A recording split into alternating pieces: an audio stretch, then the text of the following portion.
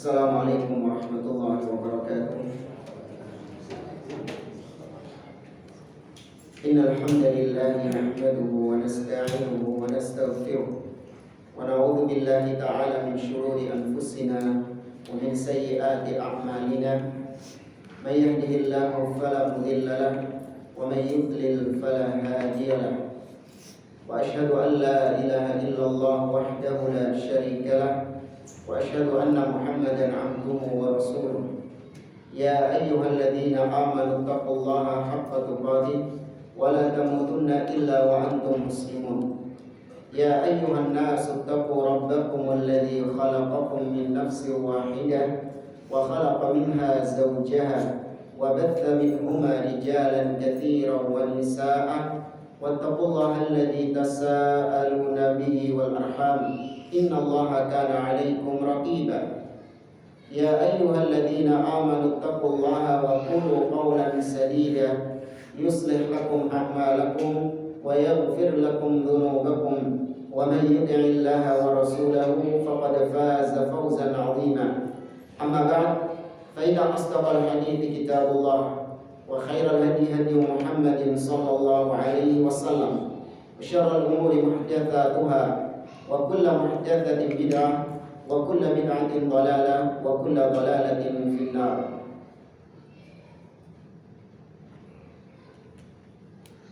Ma'asyiral muslimin, ikhwani fillah, rahimani wa rahimakumullah.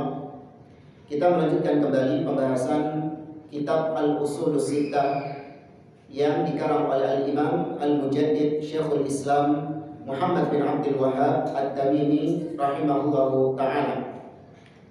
Kita masih membahas Al-Aslul Tsalits, landasan yang ketiga, yaitu wajibnya untuk bersatu di bawah kepemimpinan seorang pemimpin muslim dan larangan untuk memisahkan diri dari kepemimpinan seorang pemimpin muslim alias memberontak kepada pemimpin kaum muslimin. Kita masih membahas poin-poin yang berkaitan dengan hakim, berkaitan dengan penguasa. Di sini kita bawakan kembali dari syarah Asy-Syaikh Ad-Doktor Abdul Aziz Ar-Rayyis hafizahullah taala. Di poin yang kelima pada pertemuan yang lalu, beliau mengatakan yajibu an yakunal hakimu adlan wa la yajuzu an yakunal hakimu fasiqan. Masalah yang kelima tentang pemimpin ini, kepemimpinan, yaitu kata beliau wajibnya pemimpin itu atau pemimpin itu harusnya adalah seorang yang adil, artinya seorang yang baik, orang yang soleh, orang yang bertakwa kepada Allah. Ya, pemimpin itu wajib orang yang soleh, orang yang baik, entah akhlaknya ataupun agamanya. Dan tidak boleh pemimpin itu dari kalangan orang-orang fasik. Ya, dari kalangan orang-orang fasik. Kalau kafir sudah jelas, kemarin sudah kita sampaikan. Ini masih muslim, tapi dia apa? Fasik. Maka juga nggak boleh menjadi pemimpin. Di antara dalilnya yaitu surah Al-Baqarah ayat 124. Allah berfirman kepada Nabi Ibrahim, "Inni ja'iluka lin-nasi imama." Qala wa min dzurriyyati qala la yanalu 'ahdi adh-dhalimin. Kata Allah, sesungguhnya aku menjadikanmu wahai Ibrahim sebagai imam, sebagai pemimpin. Maka Ibrahim mengatakan, "Wa min dzurriyyati." Ya Allah, dari keturunanku juga. Maksudnya jadikan mereka pemimpin. Maka Allah mengatakan la yanalu 'ahdi adh-dhalimin. Janjiku ini tidak akan kena kepada orang-orang yang zalim. Artinya untuk jadi pemimpin, aku janjikan keturunanmu itu akan menjadi pemimpin. Tapi janjiku ini tidak berlaku bagi orang-orang yang zalim. Ya berarti fasik, zalim itu tidak layak atau haram hukumnya menjadi pemimpin. Demikian juga ijma' para ulama menyebutkan tentang wajibnya seorang pemimpin itu dari kalangan orang-orang yang saleh, bertakwa, baik, adil, dan seterusnya. Dan para ulama juga sepakat tidak bolehnya pemimpin dari kalangan fasik dan ahli maksiat, zalim, dan yang semisal dengannya. Nah, di sini kemarin ada peringatan tentang masalah ini. Dan bihan ada 2 peringatan. Kita ringkaskan di sini. Hadza syart 'inda al-ibtida. Ai idza khuyyira ahlul hilli wal 'aqd fi an yakhtaru hakiman fala yajuzu an yakhtaru fasiqan bal yajibu an yakhtaru 'adlan. Poin kelima ini yang tadi kita sebutkan, pemimpin harus adil. Gak boleh pemimpin yang boleh. Itu syarat ini adalah ketika terpilih, ketika dalam rangka memilih pemimpin. Jadi ahlu syura, ya, dewan syura seperti zaman siapa? Umar bin Khattab. Ya, jadi dipilih sama dewan syura itu. Siapa pemimpin yang siapa orang yang paling soleh, paling bertakwa, adil. Maka ketika Dewan Syura ini menunjuk seseorang jadi pemimpin, nah baru berlaku ini. Yang ditunjuk harus orang yang apa? Orang yang soleh, adil, bertakwa kepada Allah. Gak boleh Dewan Syura ini nunjuk pemimpin yang fasik, haram, gak boleh. Ya. Kemudian yang kedua, peringatan yang kedua, idza tawallal hakim al-hukma bil ghalaba bil quwwa wa bis sayf walau kana fasiqan wa thabata al-hukmu lahu fayajibu as-sam'u wa ta'a lahu bil ijma'. Tapi kalau ternyata pemimpinnya ini bukan dipilih sama Dewan Syura, tapi ternyata pemimpin ini mendapatkan kepemimpinannya lewat jalur yang enggak benar. Apa jalur yang enggak benar ini? Kudeta dengan pedang, ya, atau mengalahkan pemimpin sebelumnya dengan kekuatan pedang, kekuatan senjata, atau kekuatan suara. Apa kekuatan suara? Pakai paku dicoblos. Ya, ini jalur lain karena kita sebutkan pada pertemuan yang lalu, cara memilih pemimpin yang syar'i hanya 2. Yang pertama apa? Dengan Dewan Syura tadi, yang dipilih orang-orang yang memang kompeten.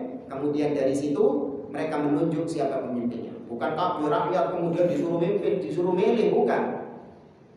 Ya, tapi hanya orang-orang yang berkompeten saja yang memilih. Kemudian yang kedua caranya dengan apa? Dengan ditunjuk langsung oleh pemimpin yang aktif sekarang, atau dikenal dengan istilah waliyul ahd, putra mahkota. Ya, dan itu yang diterapkan di mana sekarang? Saudi. Ya, jadi ketika pemimpin ini meninggal atau mengundurkan diri, langsung otomatis detik itu juga putra mahkota yang naik menjadi pemimpin. Langsung, nggak pakai terpecah rakyat menjadi 2 kubu ini dan ini. Habis biaya banyak buat kampanye, ya, habis biaya banyak buat proses pemilihan. Belum lagi nanti perhitungan cepat ini dan ini. Enggak. Begitu ini meninggal, langsung detik itu juga sudah dapat pemimpin yang baru. Cepat. Ya, nggak keluar biaya. Nah, ada jalur yang tidak syar'i, yaitu dengan cara memberontak kepada pemimpin, baik dengan senjata ataupun dengan suara tadi.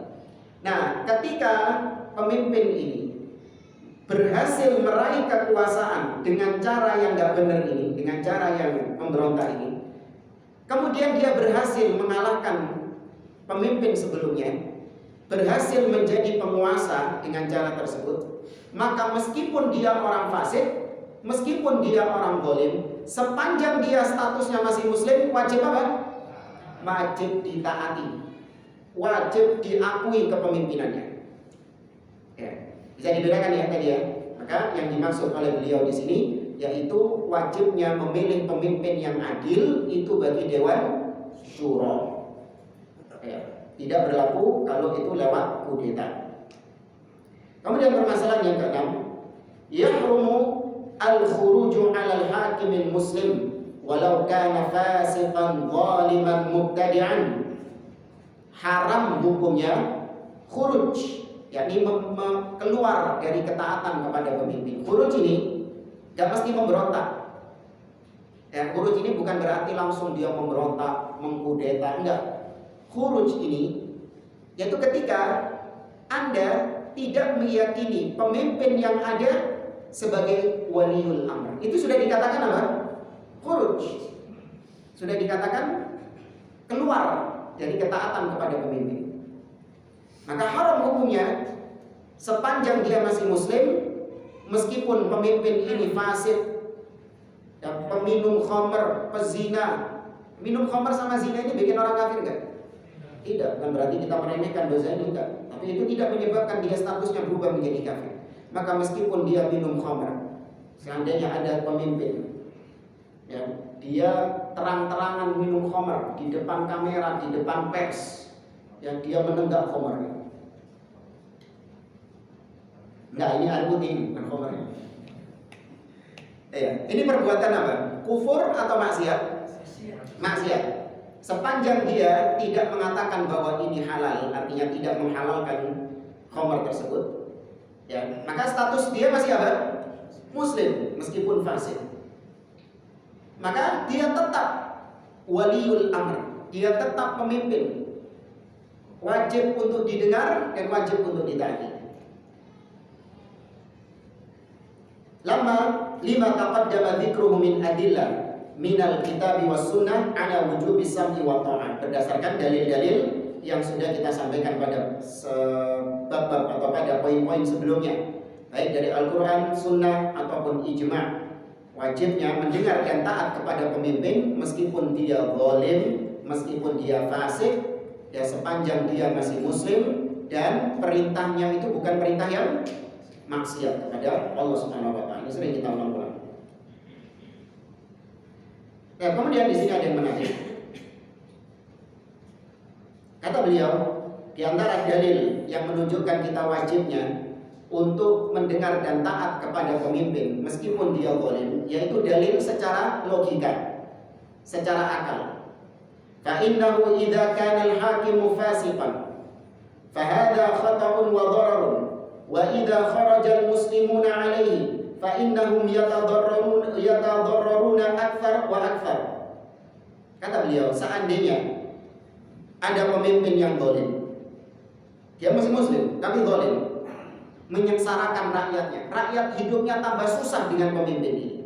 Baik, kata beliau, itu doror, itu sesuatu yang memudaratkan kaum muslimin, memudaratkan rakyat. Nah, tapi kata beliau, ketika kaum muslimin memberontak kepada pemimpin yang zalim ini, maka mudaratnya apa? Semakin besar, semakin bertambah. Bukan malah hilang mudaratnya, tapi semakin bertambah. Karena ini pemimpin yang zalim ini, dia melakukan kemungkaran dengan kezalimannya dia kepada rakyat. Itu mungkar. Namanya mungkar, itu nggak boleh dihilangkan dengan kemungkaran. Memberontak ini kemungkaran bukan?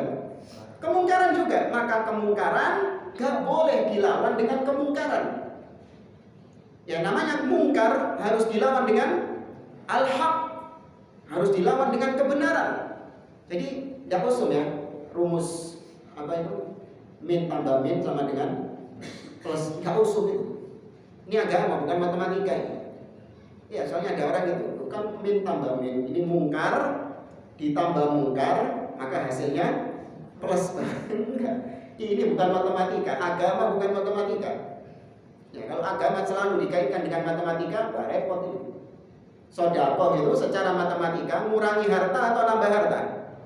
Mengurangi. Loh, secara matematika mengurangi harta. Tapi Nabi mengatakan, mana qasat min sadaqatin mal. Sedekah itu tidak mengurangi harta. Tuh, kok iso matematika itu kon gitu? Iya. Riba secara asal menambah harta atau mengurangi harta? Menambah. Ya, tapi secara hakikatnya itu melenyapkan harta tersebut. Ya, secara hakikatnya itu menghilangkan harta tersebut. Ini bukan hitung-hitungan matematika. Wa syariah ja'at bijalbil masalih wa takmiliha wa dar'il mafasid wa taqlidiha. Sedangkan syariat itu datang kepada umat, datang kepada manusia. Syariat Allah ini datangnya kepada manusia, tujuannya adalah untuk mendapatkan manusia supaya mendapatkan maslahat atau menghindarkan manusia dari mudarat. Itu syariat sifatnya selalu seperti itu, mendatangkan maslahat dan menghindarkan mudarat. Makanya kita tetap disuruh mendengar dan taat. kepada pemimpin, meskipun pemimpin yang zalim, sepanjang masih muslim, kita disuruh bersabar, mendengar dan taat, dan gak boleh memberontak. Kenapa syariat menyuruh seperti itu? Karena mudorotnya apa? Lebih besar. Ya, gak mungkin syariat memerintahkan sesuatu yang menyebabkan mudorot lebih besar, itu gak mungkin. Syariat Islam, seanda cari apapun di dalam syariat Islam, tidak ada yang seperti itu. Ya, pasti dikasih keringanan. Kalau memang menimbulkan mudarat, pasti diberi rukhsah, diberi keringanan. Itu cirinya syariat Islam. Kemudian sebagian orang mempersyaratkan kita baru taat kepada pemimpin kalau pemimpinnya itu soleh, kalau pemimpinnya itu baik. Ya, tapi ketika ada kekeliruan, kesalahan, ada cacat dari pemimpin tersebut, mereka langsung rame-rame menolak kepemimpinannya. Wah, ini gak benar nih. Ya, kita gak mau pemimpin seperti ini. Harus pemimpin yang soleh, pemimpin yang baik. Sebagai orang demikian. Maka kita katakan akidah seperti ini plek seperti akidahnya Syiah, plek seperti akidahnya Rafidhah, yaitu mempersyaratkan namanya imam, namanya pemimpin harus sabar. Kalau Syiah ini maksum. Benar gak jemaah? Ada Syiah ini. Orang-orang Syiah Rafidhah, mereka mempersyaratkan namanya pemimpin ini harus maksum. Iya, gak boleh ada cacat, gak boleh ada dosa. Mereka meyakini imam-imam mereka seperti itu. Ini sebagian orang-orang harokiyin, orang-orang hizbiyin. Mereka mempersyaratkan pemimpin itu harus adil, gak boleh ada keliru, gak boleh ada cacat. Begitu ada keliru langsung harus dilengsarkan. Kita gak mau lagi taat. Mirip sama Syiah. Adapun Ahlus Sunnah tidak. Pemimpin yang naik sama seperti rakyatnya, manusia biasa. Ada kekeliruan, iya, wajar. Sebagaimana rakyat lebih banyak kekeliruannya. Iya. Memimpin zalim, rakyat lebih banyak kezalimannya. Kenapa halal buat rakyat, haram buat pemimpin? Iya. Itu pandangan Ahlus Sunnah.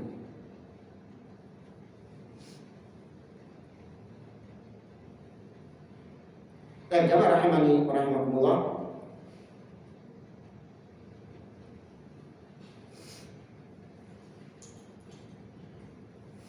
kita ringkaskan di sini. Di sini ada beberapa syubhat-syubhat, tapi anak rasa tidak terlalu populer kalau di Indonesia ini.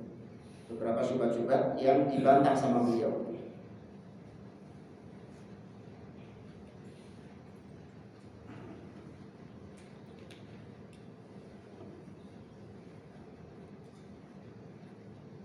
Baik, di sini ada syubhat yang populer kalau di sini. Sebentar.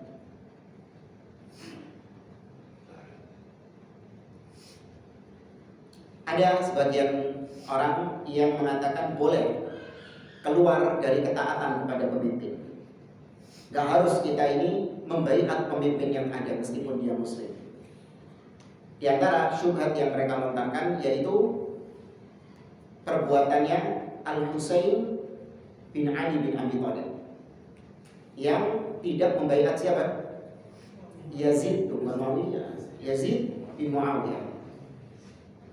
Ya. Baik. Maka dibantah oleh para ulama. Al-Husain itu bukan memberontak kepada Yazid. Tapi Al-Husain memang secara asal dia ini tidak mengakui Yazid sebagai pemimpin yang ada. Beda ya, karena ketika itu sebelum Yazid siapa yang memimpin? Muawiyah bin Abi Sufyan. Ketika Muawiyah ini wafat, baru kemudian naik pemimpin Yazid bin Muawiyah. Nah, ketika naik Yazid bin Muawiyah ini, maka Husain itu secara asal sudah tidak mengakui Yazidnya ini sebagai pemimpin. Beda kalau Khuruj itu adalah yaitu sudah mengakui membaiat sebagai pemimpin, baru membatalkan baiatnya. Ini namanya Khuruj. Tapi kalau sejak awal tidak mengakui kepemimpinannya, ini beda. Bukan dikatakan Khuruj. Baik. Kemudian katakanlah sudah, ya Al-Husain Khuruj dari Yazid bin Muawiyah, keluar dari ketaatan kepada Yazid bin Muawiyah. Toh ternyata Husain bin Ali bin Abi Thalib di akhir kisah beliau ketika di Karbala, beliau minta 3 opsi. Ya, minta 3 opsi kepada orang-orang yang memeranginya.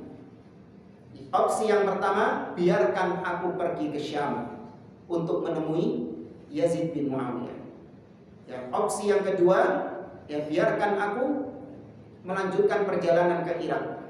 Atau yang ketiga, biarkan aku kembali ke Makkah atau Madinah, kembali ke Hijaz.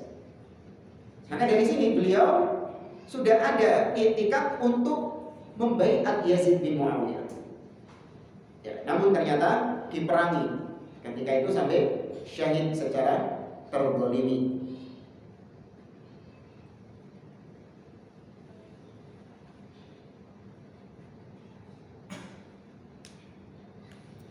Dan itu bantahan secara rinci. Adapun bantahan secara umum, taruhlah memang Husain memberontak.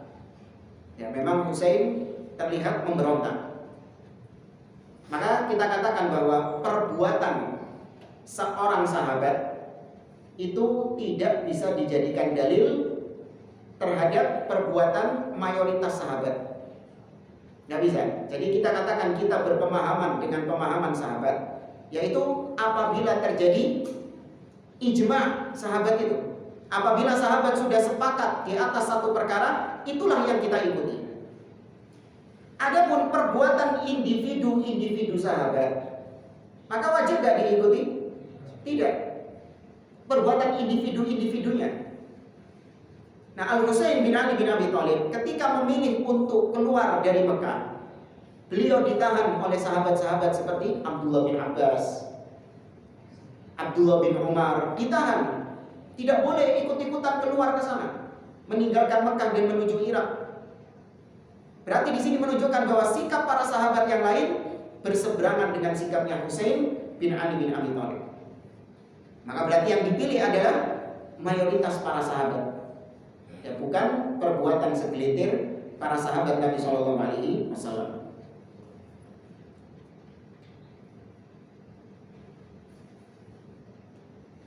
Dan di sini lebih lengkapnya, ya, tapi kurang lebih sama lah.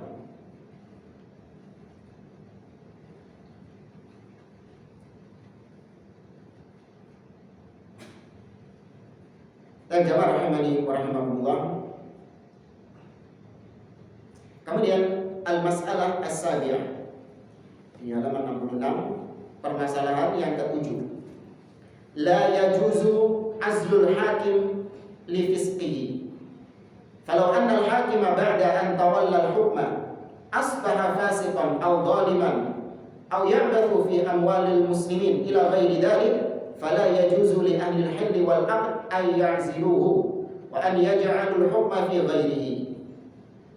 Kata beliau, tidak boleh mencopot, melengsarkan pemimpin dengan alasan pemimpin tersebut telah fasik. Ya, dengan alasan pemimpin tersebut fasik. Contoh, tadi sama Dewan Syuro sudah dipilih yang adil, yang soleh, yang bertakwa. Wis, iki ketokane adil, soleh, bertakwa. Wis dipilih, diangkat jadi pemimpin. Ternyata selang beberapa bulan, selang beberapa waktu setelahnya, nampak ternyata bahwa dia selama ini cuma soleh-solehan. Iya, ternyata selama ini dia hanya pura-pura soleh, pura-pura bertakwa, pura-pura adil, biar diangkat jadi pemimpin. Ternyata sudah dapat kepemimpinan, ketok belani. Tapi fasik ternyata, bukan kafir dia ini. Ternyata dia ini fasik. Maka ketika ketahuan dia ini fasik, boleh nggak Dewan Syuro ini langsung melengsarkannya? Enggak. Nggak boleh. Yang boleh dilengsarkan cuma ketika dia apa? Kafir. Itu pun dengan syarat apa kemarin? Harus ada kekuatan, harus ada kemampuan, yaitu ketika proses pelengsarannya ini tidak menimbulkan mudarat yang lebih besar, tidak menimbulkan pertumpahan darah, tidak menimbulkan prahara. Tapi kalau ternyata menimbulkan mudarat yang lebih besar, nggak boleh melengsarkan pemimpin yang kafir itu. Yang sudah kita contohkan, seperti misalnya ada pemimpin yang sudah kehilangan pendukung, nggak punya pendukung sama sekali, ya, militernya sudah meninggalkan dia, nggak punya kekuatan senjata, miskin seorang diri. Ya, maka tinggal diapakan? Cebul. Gampang kan? Nah, tapi kalau pemimpin yang kafir ini masih punya militer, yang masih punya persenjataan, punya pendukung yang fanatik, loyal kepada dia masih banyak. Sedangkan kaum muslimin yang ingin melengsarkannya ini punya ketapel, watu, setip. Ya, boleh melengsarkan? Babak belur, bunuh diri namanya. Ya, maka tidak boleh melengsarkan pemimpin karena kefasikannya. Dan ini kata beliau permasalahan yang ke-8 sudah kita singgung, cuman tidak apa-apa kita perinci lagi. Tariqatu tawallil hukum 'inda ahli sunnah, yaitu cara meraih atau cara mendapatkan kepemimpinan yang syar'i menurut ahli sunnah. Kata beliau, kata beliau, inna li ahli sunnati tariqatain fi tawallil hukmi, tariqatul ikhtiyar wa tariqatul ittirar. Sesungguhnya cara yang ditempuh untuk mendapatkan kepemimpinan itu tidak keluar dari dua, yaitu ikhtiar, dipilih, dan yang kedua ittirar, dipaksa. Ya, dipilih dan dipaksa. Dipilih itu terbagi lagi menjadi dua. Yang pertama, an yastakhlifal hakimul madhi hakiman lil mustaqbal, yaitu pemimpin yang sekarang sudah menunjuk pemimpin yang akan datang. Ya, ini dengan ikhtiar, dengan pilihan. Sedangkan yang kedua, ikhtiar, an yakhtara ahlul hilli wal aqd hakiman lahum, yaitu dengan Dewan Syura tadi, dipilih sama Dewan Syura. Ya, berarti yang dipilih ini masih terbagi lagi menjadi dua tadi. Bisa dipahami ya? Ya. Nah, ada pun yang ittirar, ya, mendapatkan kepemimpinan dengan cara paksaan, yaitu tadi bisa dengan senjata atau dengan kekuatan suara. Ya, bisa dengan senjata dan kekuatan suara. Dan yang syar'i yang mana? Yang dipilih atau yang dipaksa? Yang dipilih. Ini yang syar'i. Adapun mendapatkan kepemimpinan dengan cara dipaksa, ini tidak syar'i. Tapi kalau sudah naik pemimpinnya dan dia muslim, wajib dibaiat, didengar dan ditaati, diakui kepemimpinannya. Ya, meskipun mendapatkannya itu caranya nggak syar'i. Baik, ada pun dalilnya, yaitu apa yang diriwayatkan oleh Imam Al-Bukhari dan Muslim dari Abdullah bin Umar radhiyallahu anhu. Anna Umar ibn al-Khattab radhiyallahu anhu qala fi maradi mautihi. Abdullah bin Umar meriwayatkan ucapan ayahnya, Umar ibn al-Khattab, ketika sakit di penghujung usianya, sakit sebelum menjelang wafatnya. Kata Umar ibn al-Khattab, in astakhlifa faqad istakhlafa man huwa khairun minni, yakni Abu Bakr. Kalau aku menunjuk seseorang untuk jadi penggantiku, maka sungguh cara ini sudah dilakukan oleh orang yang lebih baik dariku. Siapa? Abu Bakar. Yaitu nunjuk Umar dulu, Abu Bakar. Sungguh cara seperti ini sudah dipraktekkan oleh orang yang lebih baik dariku, yaitu Abu Bakar. Wa in adrakakum faqad tarakakum man huwa khairun minni, yakni Nabi sallallahu alaihi wasallam. Tapi kalau aku tidak menunjuk siapa-siapa, yakni aku tinggalkan sudah wis. Jadi aku mati wis gak duding sapa-sapa. Maksudnya apa gitu? Aku meninggal dalam keadaan aku tidak menunjuk kepada siapa-siapa. Maka cara seperti ini pun juga pernah dilakukan oleh orang yang lebih baik daripada aku, yaitu Rasul sallallahu alaihi wasallam. Ya, maka sepakat para ulama, Nabi ketika mati, ketika wafat, beliau tidak menunjuk siapapun untuk menjadi khalifah. Jadi dusta kalau ada hadis yang diangkat oleh orang-orang Syiah, yaitu hadis Ghadir Khum. Ya, hadis Ghadir Khum. Yaitu Nabi ketika itu mengumpulkan para sahabat-sahabatnya di Juhfah, di tempat lembah air yang bernama Khum. Kemudian Nabi mengangkat tangannya Ali seraya mengatakan, man kuntu maula fa aliyun maula. Barang siapa yang menjadikan aku sebagai maulanya, maka Ali adalah maulanya. Maksudnya maula di sini kata siapa? Pemimpin. Ya, kata mereka, barang siapa yang menjadikan aku sebagai pemimpinnya, maka Ali adalah pemimpinnya. Padahal maula bukan pemimpin juga artinya. Tapi maula artinya juga adalah kekasih yang dicintai. Barang siapa yang menjadikan aku sebagai orang yang dia cintai, maka dia wajib menjadikan Ali sebagai orang yang dia cintai. Dan kalau lihat dari sejarahnya, latar belakang kenapa Nabi mengucapkan itu pas. Ya, karena sebagian sahabat ada sesuatu kepada Ali bin Abi Thalib masalah ghanimah. Sehingga sebagian sahabat ini ada ketidaksukaan kepada Ali. Tapi Nabi tegaskan bahwa mencintai Ali termasuk bagian dari iman, yaitu mencintai Ahlul Bait. Iya, makanya Nabi tegaskan, kalau kalian cinta kepadaku, maka harus cinta kepada Ali bin Abi Thalib radhiyallahu ta'ala. Bukan mengangkat Ali sebagai pemimpin. Ya, maka sepakat para ulama, Nabi meninggal tidak menunjuk siapapun sebagai pemimpin.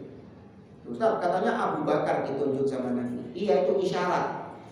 Kita fair, jujur, kita mengatakan bahwa Nabi tidak menunjuk langsung Abu Bakar, tapi Nabi mengisyaratkan Abu Bakar. Di antaranya yaitu Nabi menunjuk Abu Bakar sebagai imam ketika sholat. Makanya kita katakan itu isyarat. Ya, isyarat dari Nabi SAW. Maka kemudian ketika Umar mengucapkan seperti itu, Abdullah bin Umar mengatakan, fa'araftu annahu hina dzakara Rasulullah sallallahu alaihi wasallam fa'araftu annahu hina dzakara Rasulullah sallallahu alaihi wasallam ghairu mustakhlif ay ittiba'an lin nabi. Kata Abdullah bin Umar, maka ketika aku tahu bahwa ayahku menyebutkan Rasul sallallahu alaihi wasallam, maka dia lebih memilih meniru caranya Rasul, yaitu tidak menunjuk siapapun. Hanya benar Umar meninggal tidak menunjuk siapapun. Umar hanya menunjuk 6 dewan syura itu. Tapi tidak ditentukan sama Umar siapa yang menjadi khalifah.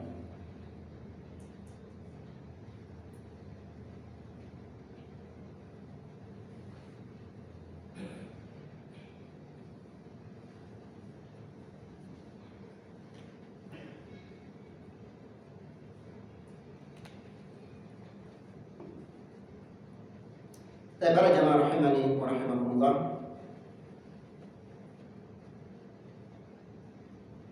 Kita ringkaskan di sini. Al-mas'alah at-tasi'ah. Permasalahan yang ke-9 yaitu tariqatu nuslil hakim. Cara menasihati pemimpin. Kata beliau, inna nushal hakim amrun matlubun syar'an. Wal amru bil ma'ruf wan nahyu 'anil munkaril hakim wajibun syar'i ka ghairihi minan nas, lakin lahu tariqatun takhtalifu 'an ghairihi wa huwa an yunasahu amamahu walau bi hudurin nas wa an yunasahu sirran. Kata beliau, menasihati pemimpin itu adalah perkara yang dituntut di dalam syariat kita. Jadi kita dituntut untuk meluruskan, menasihati, mengkritik, memberikan saran kepada penguasa. Iya, itu ada tuntunannya di dalam agama, ada perintahnya di dalam agama. Namun menasihati pemimpin ada cara khusus, berbeda dengan menasihati orang selain pemimpin. Ya, ada caranya khusus, harus dibedakan. Nggak sama antara mengkritik, meluruskan kesalahan yang datang dari pemimpin dengan mengkritik, meluruskan kesalahan yang bukan pemimpin, beda caranya. Dalilnya yaitu sabda Nabi SAW, ad-dinun nasihah.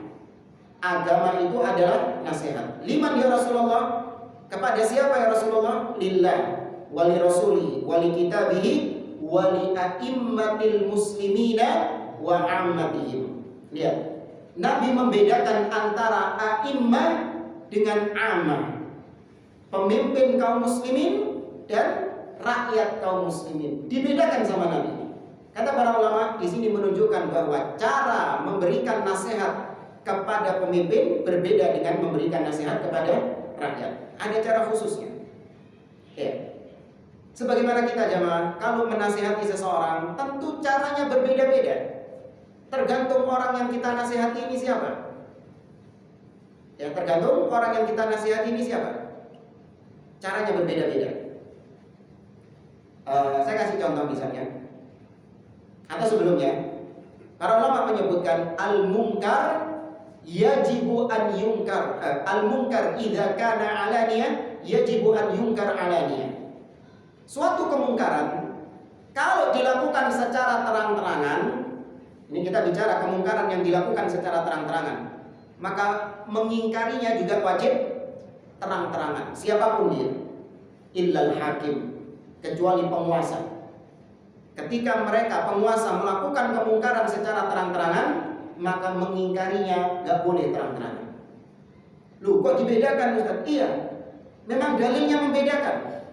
Nabi SAW mengatakan dalam hadis yang diriwayatkan oleh Imam Ahmad dan juga oleh Ibnu Abi Asim dalam kitabnya As-Sunnah, Nabi mengatakan man arada ayyan sahali sultanin bi amrin fala yubdi lahu alaniyah.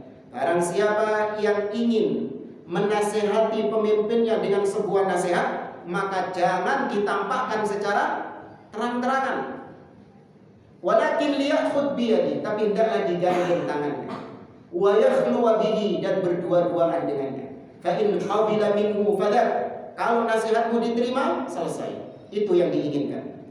Wa illa kana qad adda alladhi 'alaihi lahu. Tapi kalau nasihatmu tidak diterima, maka tugasmu selesai. Cukup sudah menasihati, tugasmu itu bukan maksud.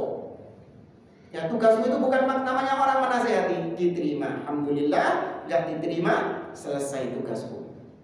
Sudah dapat pahala enggak ya? Apa pahala itu nunggu kalau orangnya menerima nasihat baru antum dapat pahala? Tidak. Orang yang enggak menerima nasihat antum, kalau antum ikhlas menasihati dia, antum sudah dapat apa? Pahala di sisi Allah. Enggak usah khawatir. Kenapa orang-orang maksud? Yang dicari bukan pahala. Yang dicari apa? Dunia sama dia.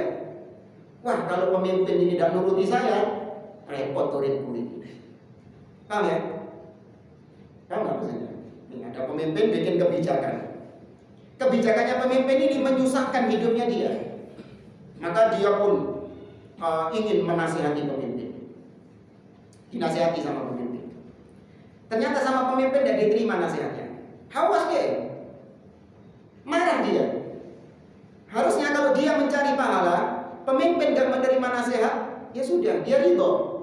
Sudah, tugas saya menyampaikan nasihat ini lillahi ta'ala, karena Allah subhanahu wa ta'ala, karena hadis Nabi tadi. Diterima gak diterima urusan dia, yang penting saya dapat pahala dari Allah, selesai. Tapi kamu deh hawas, maksa pemimpin supaya menerima nasihatnya. Kenapa? Kalau pemimpin gak menerima nasihatnya, apanya yang terganggu? Kehidupannya terganggu, perutnya terganggu, fulusnya terganggu. Makanya maksud kalau ini tidak kau gubris, besok saya mendatangkan masa yang lebih besar. Mulai ada banyak, ada ancaman-ancamannya, ada penekanan-penekanannya supaya pemimpin tunduk. Dan cara-cara seperti ini diikuti oleh sebagian orang-orang yang mengaku sebagai aktivis-aktivis muslim. Karena menurut mereka cara menasihati pemimpin ala Nabi itu enggak efektif. Antum bisa bayangkan, kita datang ke penguasa, kemudian nasihati dia, kira-kira sama penguasa melbu telinga kanan, keluar telinga kiri, gak dirungokno sapa dia. Siapa kita ketemu penguasa saja belum tentu bisa, apalagi ngasih nasihat. Siapa kita ini? Terus gimana dong? Ya. Kalau penguasa seperti ini terus susah hidup kita, urusannya kembali kepada dunia. Ya. Seakan-akan dunianya itu beres kalau penguasa itu nuruti dia. Paham ya? Berarti seakan-akan penguasa inilah yang bisa membuat dunianya menjadi enak, pekerjaannya jadi lancar, fulusnya jadi lancar. Itu penguasa. Lupa kalau yang ngasih rezeki siapa?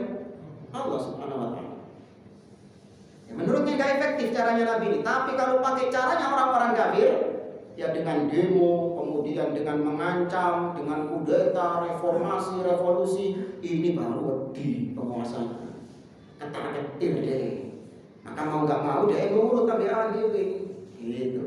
Kalau pakai caranya Nabi, ya belum apa-apa sudah, ya sudah melecehkan sunnah Nabi SAW. Katanya aktivis Islam, tapi cara yang dipakai kok bukan caranya Nabi, bukan cara-cara Islam, tapi cara orang-orang kafir, yaitu demo. Maka dibedakan, menasihati pemimpin caranya seperti itu. Adapun menasihati yang bukan pemimpin, maka kalau dia melakukan kesalahan secara terang-terangan, maka mengingkarinya juga wajib terang-terangan.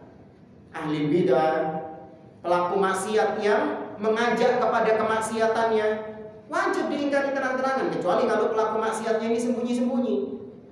Orang bermaksiat sembunyi-sembunyi, konangan sama antum, nggak boleh antum sebarkan. Nggak boleh antum nasihati dia di depan umum, nggak boleh. Itu dosanya dia antara dia dengan Allah Subhanahu wa Ta'ala. Nasihati 4 mata, nggak boleh disebar aibnya. Ya. Tapi kalau dia berbicara dengan penyimpangan-penyimpangan, membicarakan sesuatu yang menyimpang di dalam agama, maka meluruskannya juga harus sembunyi apa terang-terangan, jemaah? Terang-terangan. Karena itu disampaikan di forum terang-terangan. Itu kalau bukan pemimpin. Nah, saya kasih pemisalan terakhir. 4 berapa ini? 41. 47. Dan saya kasih permisalan. Antum punya 2 anak. Antum jadi bapak ini. Antum punya 2 anak. Anak antum yang pertama usianya sudah besar, katakanlah sudah kuliah. Anak antum yang kedua masih kecil, umur 2 tahun. Ya, umur 2 tahun masih lucu-lucunya. Baik. Ketika yang umur 2 tahun ini melakukan kekurang ajaran kepada orang tua, ya, mohon maaf, wajah antum ditampar, muka antum ditampar, wajah antum. Sama anak yang umur berapa tadi? 2 tahun. Bapak ini tempelin.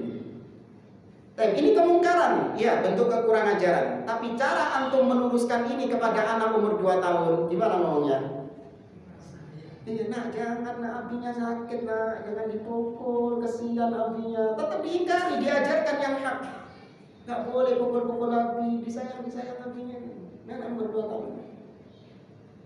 Nah, kakaknya dia yang kuliah, ketok adilin nempelin bapak ini, melo ini yang kuliah ini.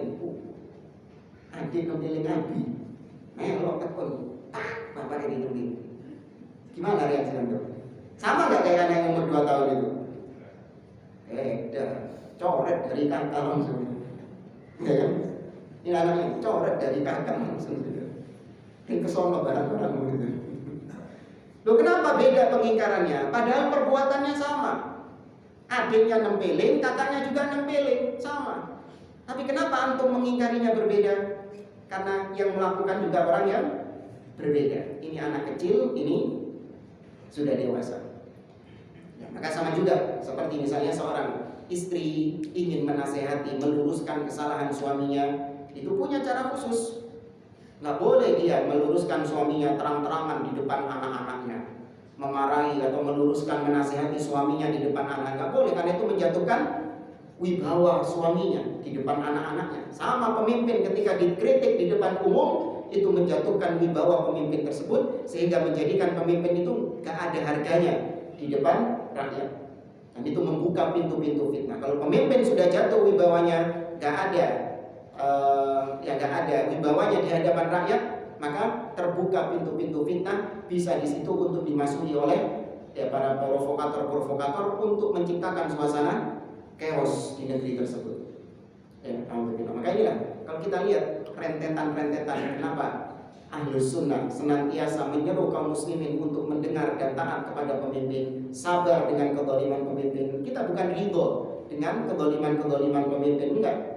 Cuman kita menginginkan rentetan-rentetannya ini tadi dulu, mudorot yang ditimbulkan dari ketidaksabaran terhadap pemimpin, mudorot yang lebih besar.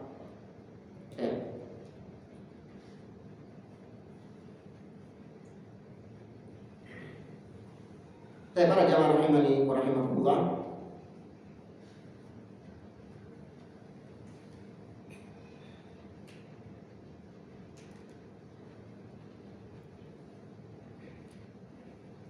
Di sini ada pembahasan halaman 77, sudah masuk belum? Di halaman 77 ada yang menarik di sini. Bedakan antara mengingkari kemungkaran yang dilakukan oleh pemimpin, perbuatannya diingkari, dengan mengingkari pemimpinnya. Contoh, ada seorang pemimpin,